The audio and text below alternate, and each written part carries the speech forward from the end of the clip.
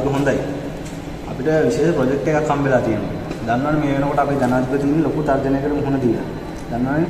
ඔව් සර්. ඔව් ඉතින් අපිට රටේ නමක් තියෙන විද්‍යාඥ කණ්ඩායමක් හැටියට අපිට වගකීමක් පැවරලා තියෙනවා ජනාධිපතිව බේර ගන්න මොකක් හරි උත්සාහයක් දරන්න. ඉතින් ඒ විදිහට අපි කරපු එක්ස්පෙරිමන්ට් වලින් අපිට හම්බෙලා තියෙනවා ගොබින් වනේ දන්නවද? නෑ සර් මොකද?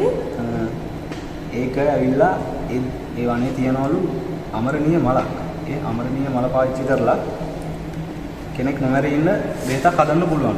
ඉතින් අපි බැලුවේ ඒ මල අරගෙන ඒ මල ඒ බෙහෙත හදලා අපේ ජනාධිපතිතුමා මේ වෙලාවේ හැටියට ආරක්ෂා කරගන්න. ඉතින් අපිට ඒ ප්‍රොජෙක්ට් එක හම්බෙලා තියෙනවා. ඉතින් මොකද කියන්නේ? මොකද සර් අපේ ප්ලෑන් එක අපි කොහොමද මල ගන්න? ප්ලෑන් එක මම කියන්නම් ඉස්සරහට. ඔයා අපේ ටීම් එක ලෑස්ති කරගන්න ඕන. දන්නවනේ අපේ ටීම් එකේ තියෙන හොඳම කට්ටිය ඔයා තෝරලා ඒ කට්ටිය ලෑස්ති කරගන්න. ඊට පස්සේ අපි අදාළ ගමන දවසක් දාගමු. හරි සර් මම කට්ටිය දැනුවත් කරන්න.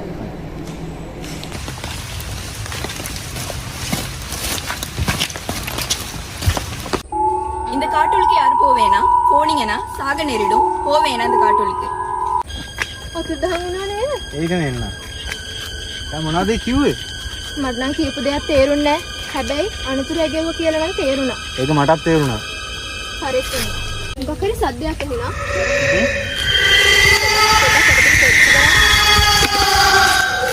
කවුරුත් පේන්න නැහැ.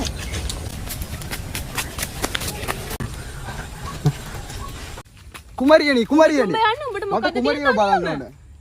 උඹට මොකද්ද කුමරිත් එක්ක තියෙන ගනුදෙනුව? ආන්න පිට දේශකාරයෝ ටිකක් ඇවිල්ලා ඒ කුඹට කියලා වැඩක් නැහැ නේ.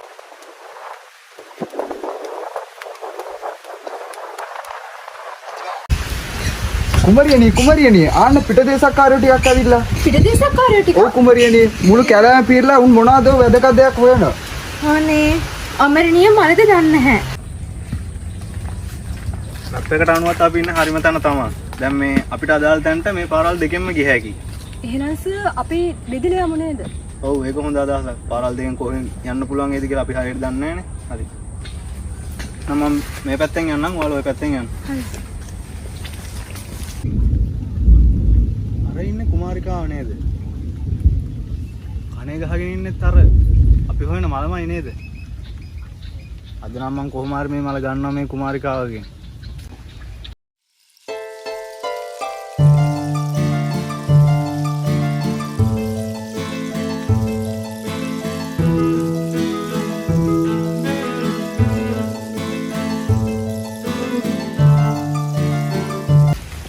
කවුද රජකුමරියනි මේ? ඒක තමයි. ඔයාලට ඉදිරියදී දැනගන්න ලැබෙයි.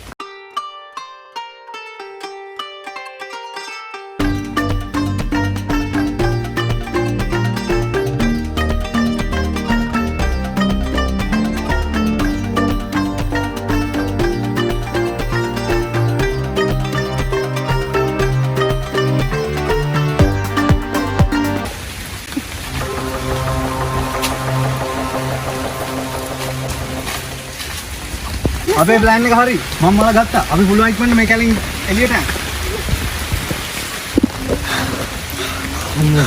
පොඩි දුරක් අපි දුරතාවේ. සර් මල ගත්තේ කොහොමද? කො බෑග් එක?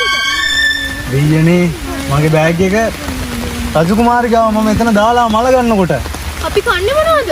ඒක තමයි ඔක්කොම කෑම තිබ්බේ. අපිට කැලේ අතරමං වෙලා මේ කැලෙන් මැරලා යන්න වෙයිද? මට දැන් මේ ගස්වල තියෙන ගෙඩි කන්නත් බෑ මොනවද කියලා අපි දන්නෙත් නැහැ.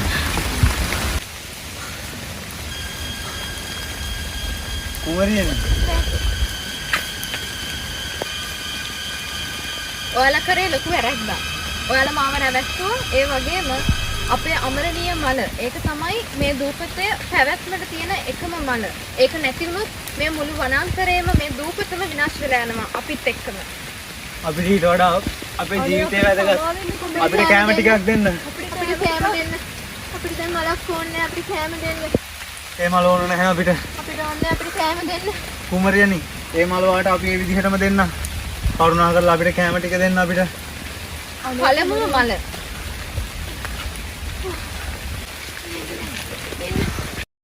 In this short story, we try to explain you about the dam and water paradox. In here, the scientists went to the forest to find a flower which gives the eternal life.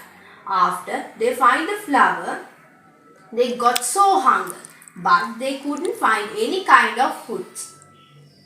Now they are willing to exchange the flower into foods because now the food is the most valuable thing for them. Time to time, your utility and the value which gain from these things are changed. This is the diamond water paradox. In diamond water paradox also explain us about the utility. The utility will change time to time. අපි ගොඩක් දවසක අවසානයේ හරිම අමාරුවෙන් ඔක්කොම ෂූටින්ග් ටික ඉවර කරලා ආවා. වැස්සත් එක්ක. ඔව්. ඔයාලට තේරෙනවා. ඔයාලට සතුටුයිද නේ? හරිද? ගොඩක් දෙමිලා ඉන්නේ. අමාරුයි මහන්සි කාලනේ. මේ පීනස කාර්යෝ කරලා ඇවිල්ලා තෙමත් හැදිලා. පීන නාලසේ නාල පීනසේ මඩ නෝනා විතර. දිය රකුසෙක් විතරයි හම්බුන්නේ නැත්තේ.